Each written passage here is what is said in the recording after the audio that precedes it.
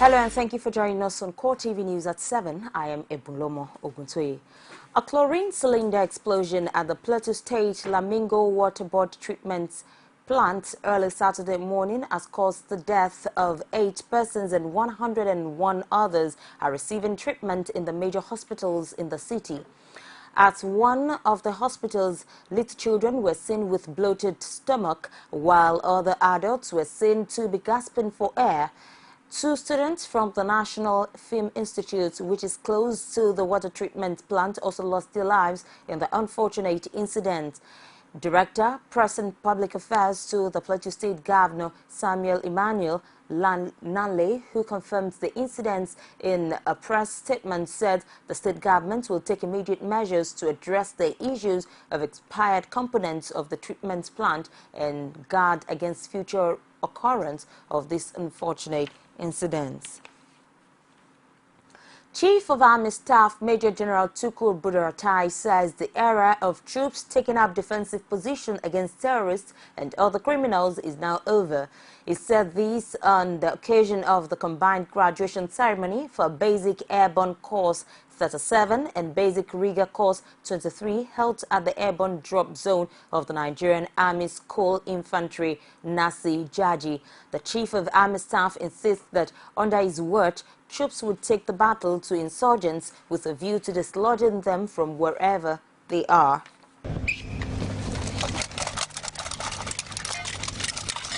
These are members of airborne troops showing their abilities to drop behind enemy lines in warfare. They have just completed a course and are keen on displaying their newly acquired skills. The Chief of Army Staff Major General Buratai says he expects them to go to great length to discharge their duties. He also insists that the troops could be more proactive in going after insurgents. As you prepare to depart to the mission area, I must warn you to avoid untoward incidents that could tarnish the image of the Nigerian Army in particular and the nation in general. The commandant of the Army School of Infantry have earlier declared that the airborne troops are prepared for the task of defending the nation's territorial integrity. That the Nigerian Army Peacekeeping Center, in its mandate, has the responsibility of providing quality training for troops earmarked for peace support operations. This is to prepare them for the contemporary multidimensional peacekeeping environment, which has become more dynamic and complex.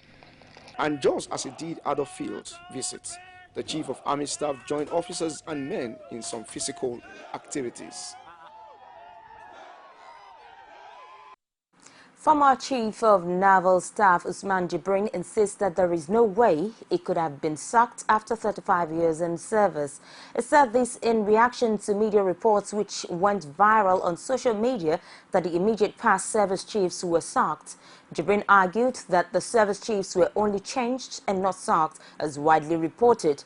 The former naval chief clarified this before handing over to his successor. But before I say a normal thing, I have an advice for the press. A service chief that has put in meritorious 35 years cannot be sacked and cannot be relieved. It can only be changed. So the word is changed. A service chief has been changed, not sacked. After 35 years, I cannot be sacked. So, on this note, I say fair winds and onward together, gentlemen. I'm happy. Kwara State Governor Abdul Fattah Ahmed has said his administration will not retrench workers under any guise, but will rather create platforms to economically empower the teeming youths. Governor Ahmed, who stated this in Ilorin while speaking on an interactive program, explains that no state government could execute any developmental project or pay salaries as it went due by relying on federal allocation alone, promising to cut the cost of governance in order to fulfill its campaign promises. Ahmed emphasized that the new IGR drive would assist the government to pay salaries of workers regularly, accelerate development, and save the state from current economic quagmire. He added that the new agency will ensure change in philosophy, technology, and processes of collecting revenue to desired levels and enhance the financial status of the state. He urged the people of the state to brace up with the new tax regime by paying their taxes appropriately in the interests of the state.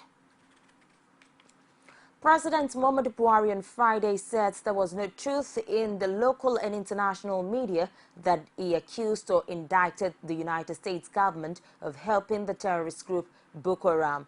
In a statement by Special Advisor on Media and Publicity, Femi Adesina, the president describes the report as widely off-mark.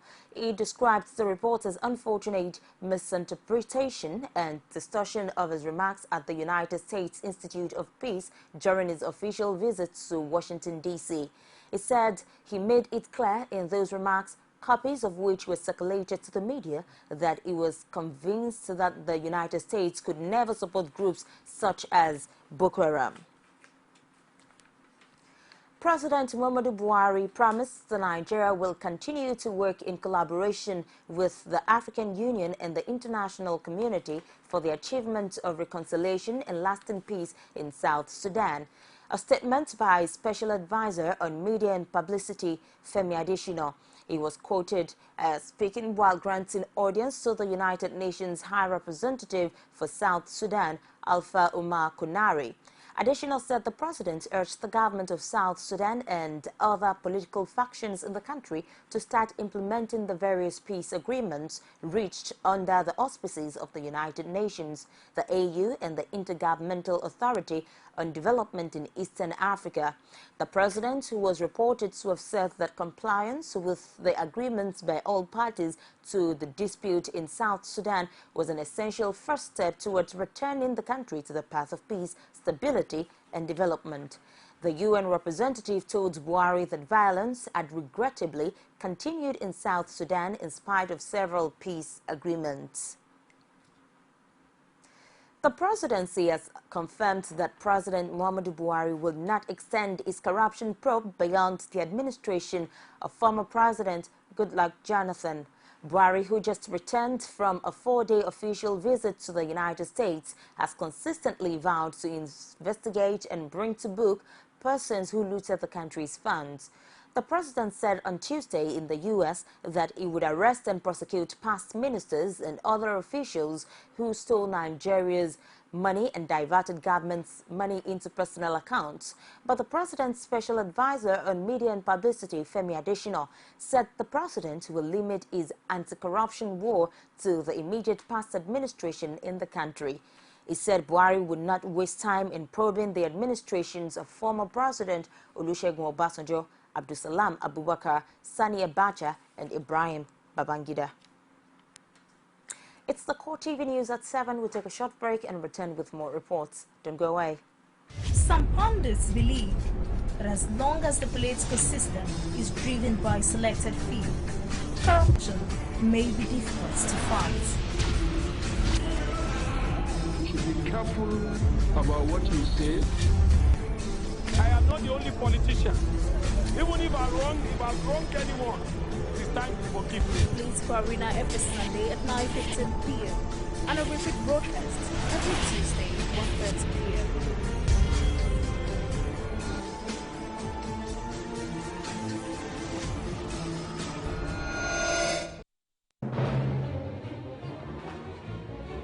Is it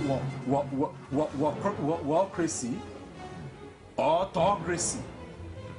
Or what type of crazy is that? Except crazy. News making the headlines. Black Maria is to carry criminals, treating looters that are in government today. Sometimes it gets confrontational. Slap you in the face. Excuse me, don't put words into my mouth. Whatever it is that will bring our military to disrepute, I say to hell. On Core Digest, I want to know why I should be believing them. every weekday, we'll bring all of these together and take them to the court of public opinion. Everybody have your right in Nigeria. Where you are the judge.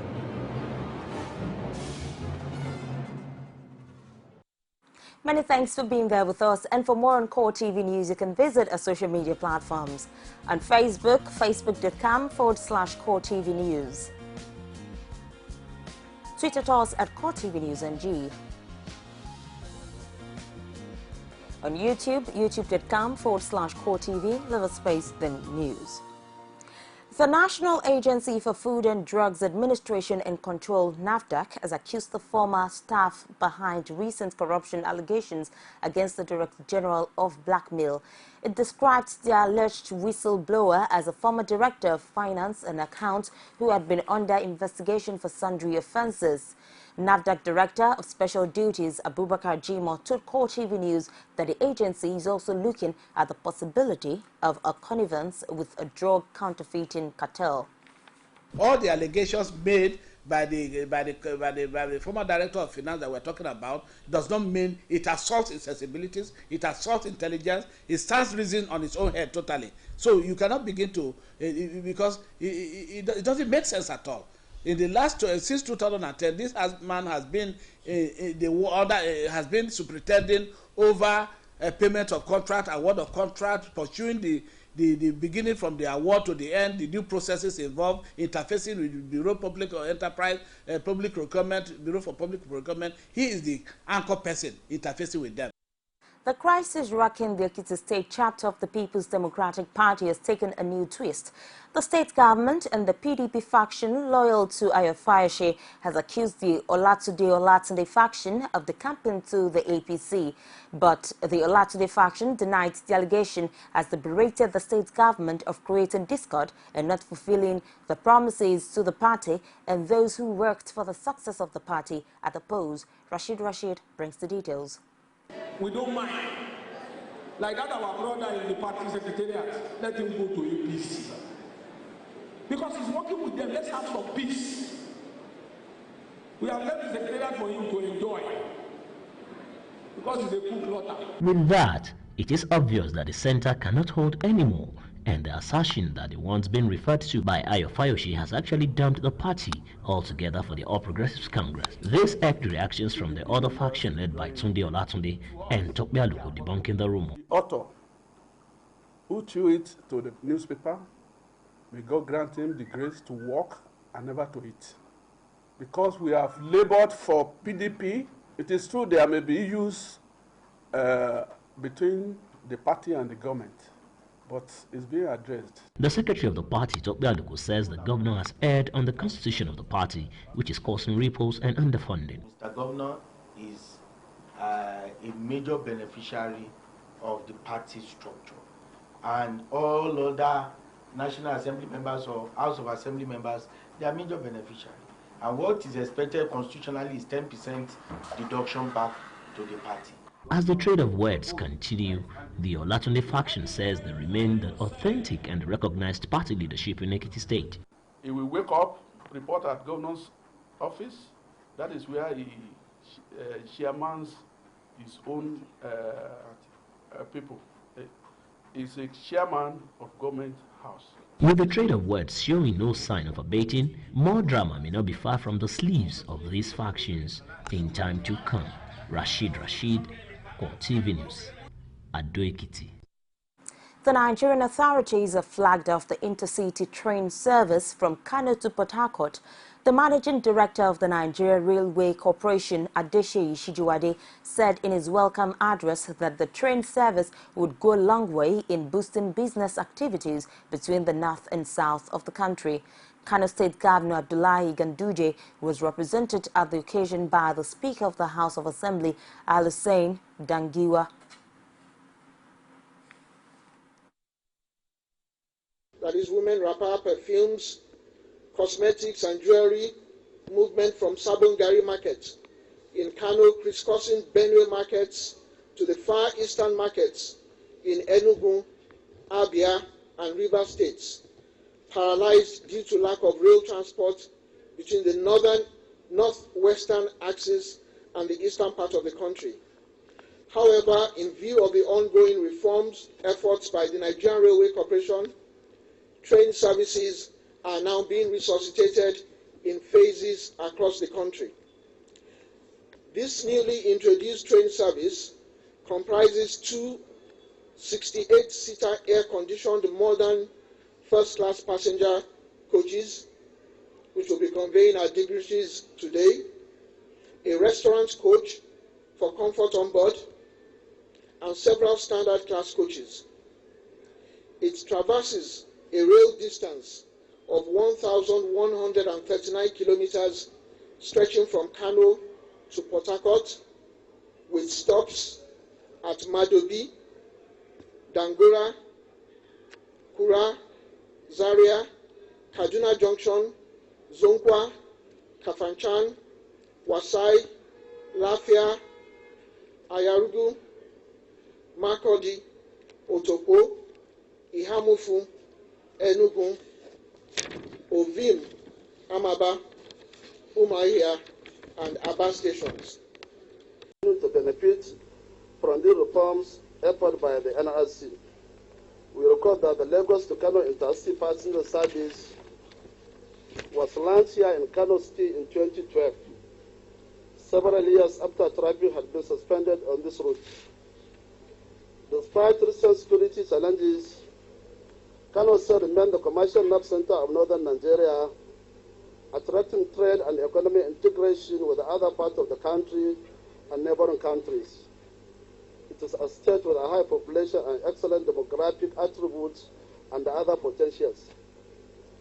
The relevance and the presence of functional railway to serve the needs of the people of Kano State and those coming to do business here in Kano can therefore not be overemphasized, as the rail is not only affordable but has the high capacity to not only move people en masse, but by its nature, the rail mode passes through the rural areas where most of our people reside.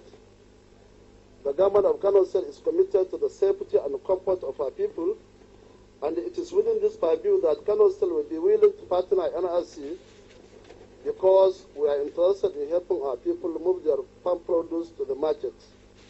We are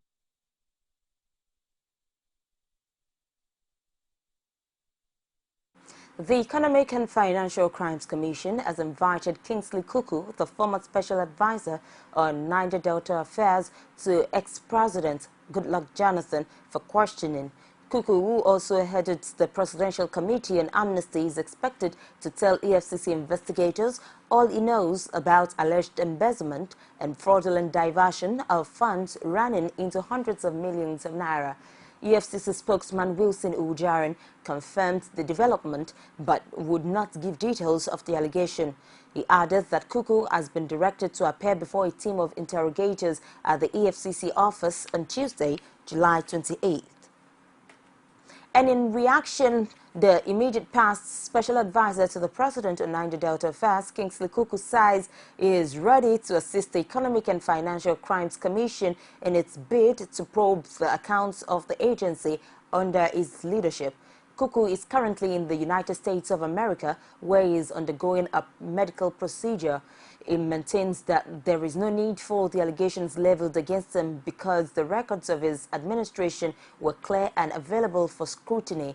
The former presidential aide was responding to an invitation by the EFCC directing him to report to its headquarters in Abuja for questioning on July 28, 2015 over allegation of diverting public funds running into hundreds of millions of naira. The Nigeria Union of Journalists has elected Abdul Wahid Odushile of the Nation newspapers as its new president. He succeeds Malam Garba Mohammed, who is now the commissioner in Kaduna State. Odushile polled 354 votes to defeat his closest opponent, Rotimi Obamuagu, who got 333 votes at the NUJ National Delegates Conference in Abuja. Mohammed clinched the position of the financial secretary of the union to defeat Ajayi Olugbenga. The post of the national treasurer went to Monica Okechukwu, who defeated Garba Iliya and Ambrose Nwachukwu.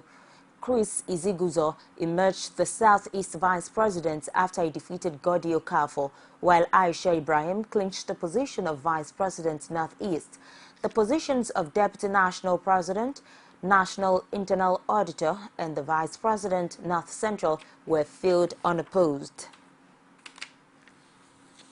The Plateau State government has made a case for funding from the Tertiary Education Trust Fund TED Fund for the State University and other government-owned tertiary institutions in the state.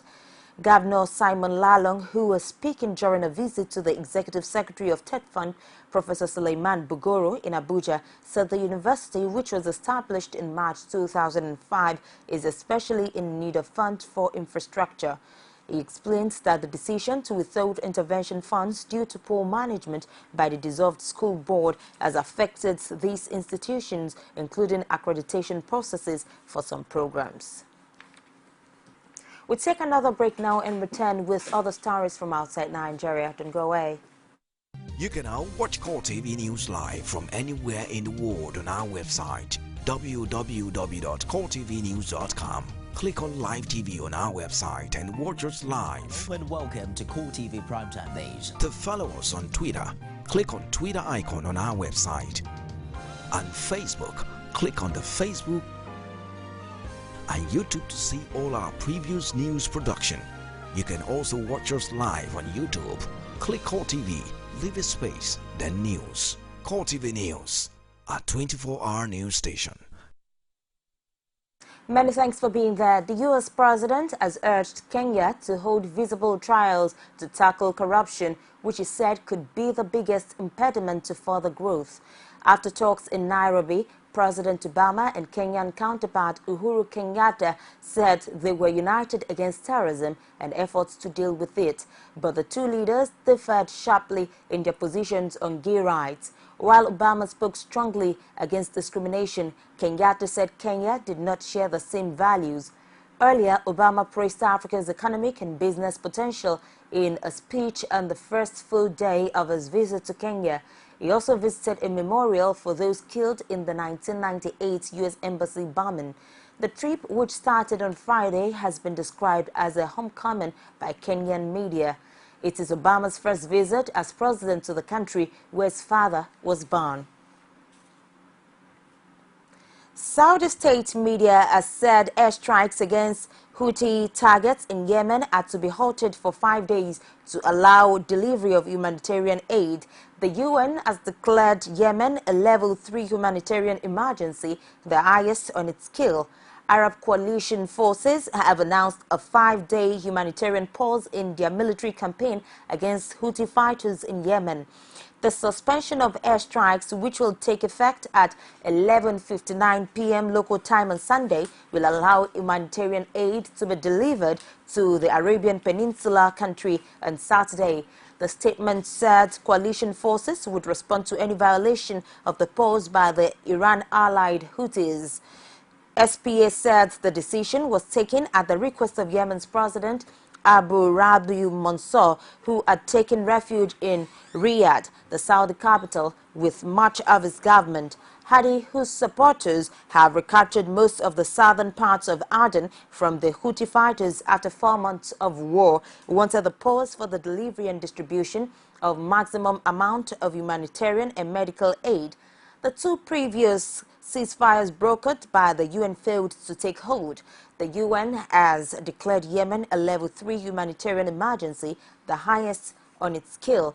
According to UN figures, more than 3,200 people have been killed since late March, when the Arab coalition began airstrikes after the Houthis took over the reins of power in the country. Turkish Prime Minister Ahmet Davutoglu has confirmed that Turkey's Air Force is attacking Islamic State positions in Syria and Kurdish PKK militants in northern Iraq to defend the country's security. Davutoglu added that 590 suspected IS and PKK members had been arrested. This follows a week which saw a bomb attack blamed on IS killed 32 people in the Turkish town of Suruk. Subsequent clashes with IS fighters on the Turkey-Syria border led to the death of a Turkish soldier. The PKK's military wing said it had killed 2 Turkish police officers, claiming they had collaborated with IS in the bombing in Suruk, which targeted left-wing activists. Within a week, Turkey has gone from reluctant observer of the coalition against IS to military strikes, opening up its bases to warplanes and bombing of PKK positions. And that's it on the news at 7. Many thanks for watching. I am Ibrahim Obutoy.